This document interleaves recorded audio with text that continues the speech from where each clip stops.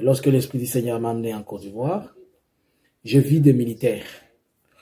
Des militaires qui étaient comme s'ils étaient en train de se regrouper. Mais ce dont je vis des militaires regroupés, ce n'était pas comme des militaires de l'armée, mais c'était comme des militaires autres que ceux de l'armée. J'ai prié le Seigneur que le peuple ivoirien comprenne que ce qui va leur arriver ne sera pas essentiellement ce qu'ils attendent ou bien ce qu'ils veulent. Je vis comme une négociation. Et dans cette négociation, c'était en République démocratique du Congo. Je vois le président de la République actuelle, il va nommer l'un de ses frères biologiques propres, qui est son frère aîné, et pas aîné mais en âge biologique. Il est direct dans la famille directe, mais à un poste qui a trait et qui a à voir avec les finances. Mais ce dernier, il n'avait ni compétence ni qualité. Il s'est fait un bruit parmi les autres, pourquoi il a fait, pourquoi. Mais la décision était maintenue, mais il a crié, les gens ont crié. Monsieur le Président, si c'était une bonne décision, ça n'allait pas être aussi révélé. Mais moi, je pense que, bien que vous ne pouvez pas écouter, si la grâce de Dieu va vous visiter, essayez un peu de changer cette décision et trouver quelqu'un d'autre pour éviter qu'on continue à vous taxer d'être tribal.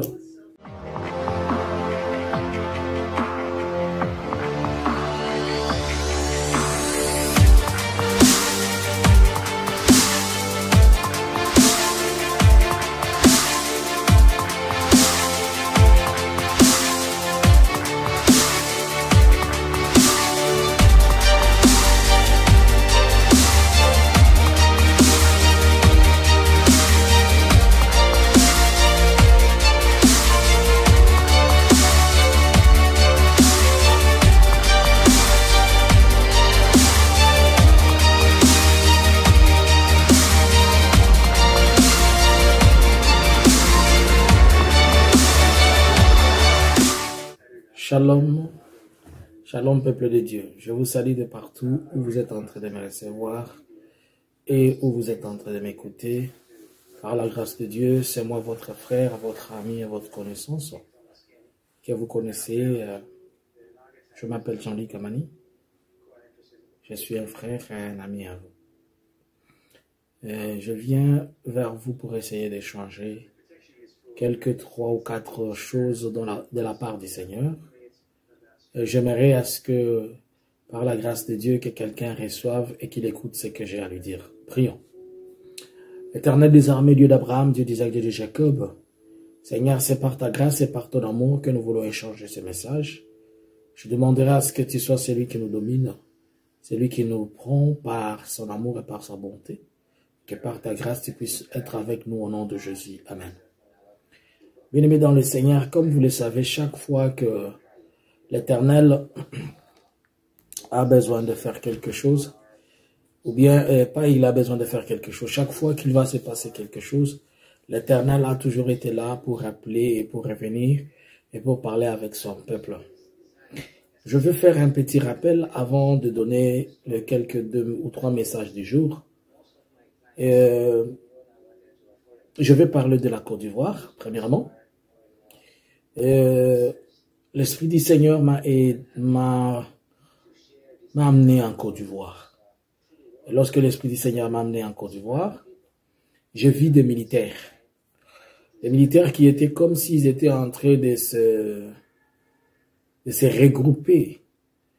Mais ce dont je vis des militaires regroupés, ce n'était pas comme des militaires de l'armée, mais c'était comme des militaires autres que ceux de l'armée. Et quelques temps après, là où ils s'est regroupés, c'était comme un camping, un campement de militaires. Ils avaient leurs armes, mais ils avaient des tenues presque dépareillées. C'est-à-dire, ils étaient torse nu et à moitié une tenue. Et après quelques temps, ce qu'il voulait faire, ça n'a pas marché. Et je vois Alassane Dramane Ouattara, l'actuel président, se retrouver devant eux. Et à la fois, il est avec eux, il est avec les autres. Et je suis sorti de cette vision-là. Mais il était comme leur guide, ou pas leur guide, mais c'est lui qui avait maintenant une autorité ou une force au-dessus d'eux. C'est depuis 2 ans, depuis que le Seigneur m'avait mis à cœur de commencer à prier pour la Côte d'Ivoire, que l'Éternel m'avait dit qu'il ne veut plus qu'il coule le sang dans ce pays-là. Et comme l'Éternel ne veut pas que le sang coule en Côte d'Ivoire, j'ai vite compris que dans cette vision-là, qu'il va y avoir quelque chose qui n'est pas légal, qui va vouloir naître et qui va vouloir vivre, mais cette chose va finir par ne pas être selon ce qu'ils l'ont planifié. Parce que c'était comme une force autre, mais il se retrouve encore que c'est Alassane Dramane Ouattara qui les conduit et qui les guide. J'ai prié le Seigneur que le peuple ivoirien comprenne que ce qui va leur arriver ne sera pas essentiellement ce qu'ils attendent ou bien ce qu'ils veulent. Je prie le Seigneur que vous compreniez que Dieu l'Éternel ne va pas permettre une volonté parfaite de ce que vous attendez, mais ça sera une volonté permissive. La même personne que je vis, c'est presque la même personne qu'on n'attendait pas tous. Je vis encore l'image d'Alassane Dramane Ouattara devant des troupes militaires. Que Dieu, le Père, vous amène à comprendre cela. Je me souviens, avant cette vision, j'avais eu un autre message, qu'il y avait un coup d'État qui avait été déjoué.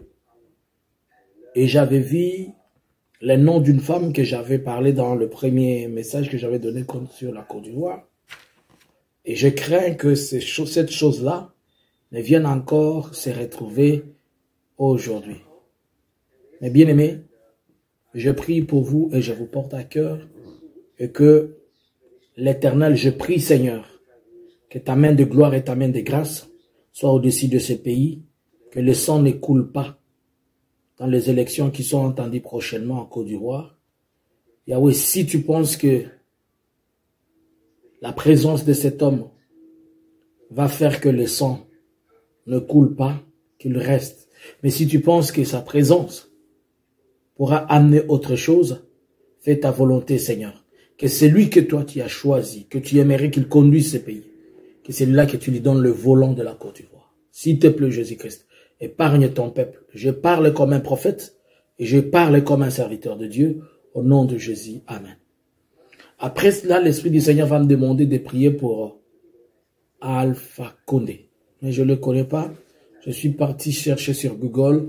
Apparemment, c'est le président de Guinée. Et me demandant de prier pour lui, j'ai compris que son pays aussi doit avoir un problème et que peut-être il va être la cause de ce problème-là, ou il sera la personne qui va amener le peuple à chercher à s'autodéterminer autrement.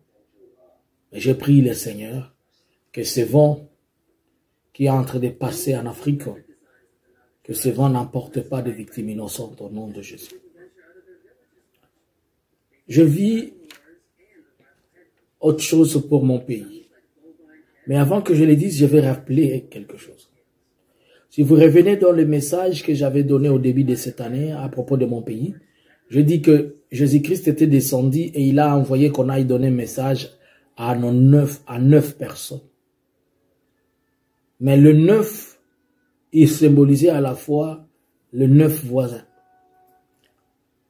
Et il avait été dit que il va balayer toute la saleté dans les 9 qui nous entourent.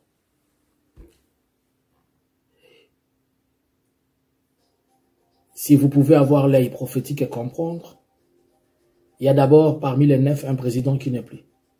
C'est lui du Burundi. Si vous pouvez avoir un œil prophétique, vous vous souvenez du message de l'épicentre du séisme, où l'Éternel avait dit que l'épicentre, le problème de notre pays, c'était en Tanzanie.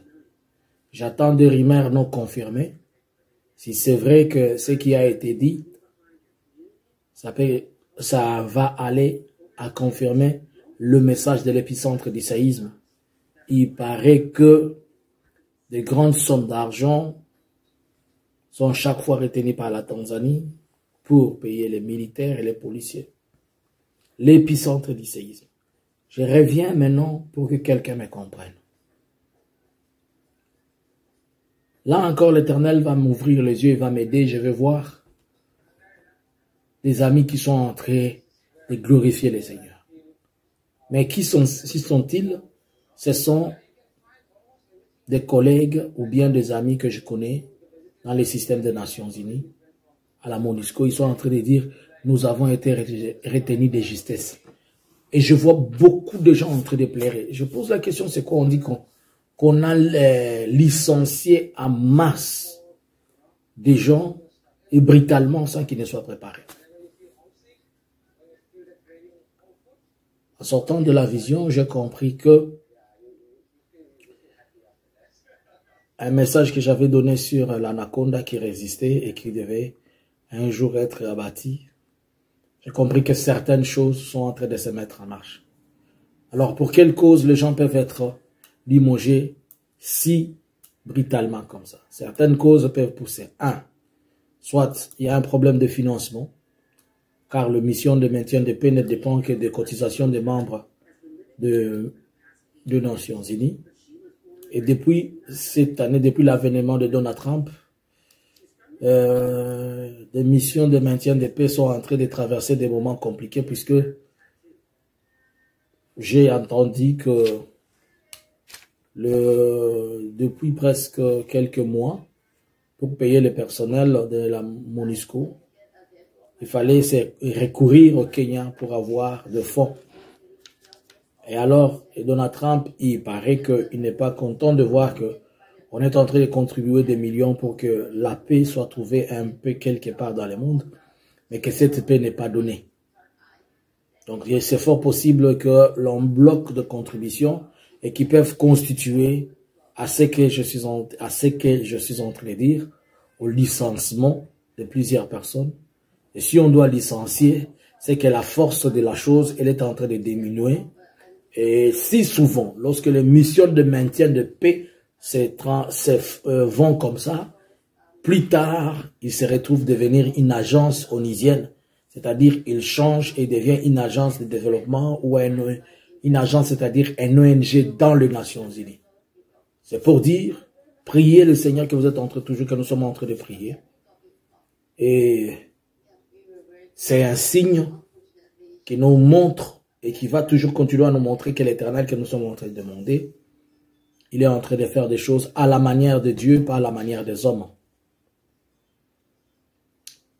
Que Dieu bénisse celui qui a écouté ce message.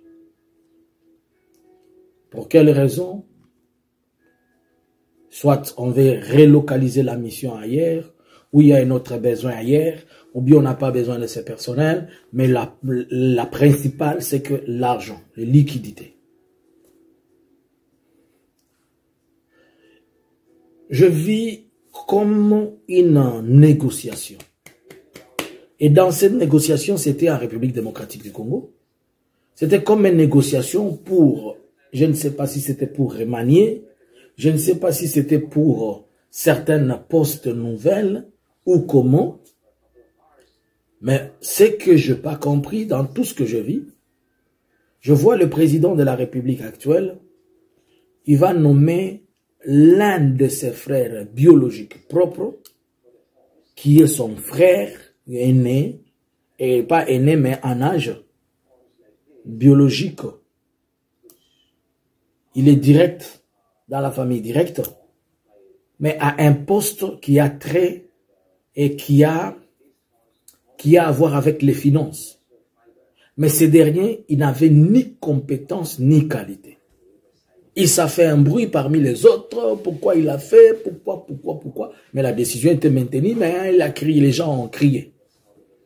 Monsieur le Président, si c'était une bonne décision, ça n'allait pas être aussi révélé. Mais moi, je pense que bien que vous ne pouvez pas écouter, si la grâce de Dieu va vous visiter, essayez un peu de changer cette décision et trouver quelqu'un d'autre pour éviter qu'on continue à vous taxer d'être tribal et d'être pro ou de travailler pour votre famille alors que vous voulez travailler pour la nation comme vous l'avez toujours dit.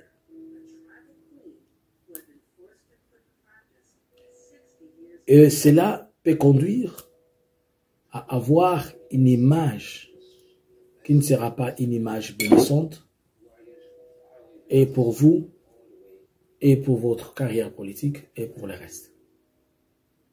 Que Dieu bénisse celui qui a écouté ces messages, et que celui qui a écouté ces messages le partage à quelqu'un, et qu'il le partage à une autre personne, et qu'une autre personne le partage à une autre personne. C'était moi, votre frère, Kamani. Shalom.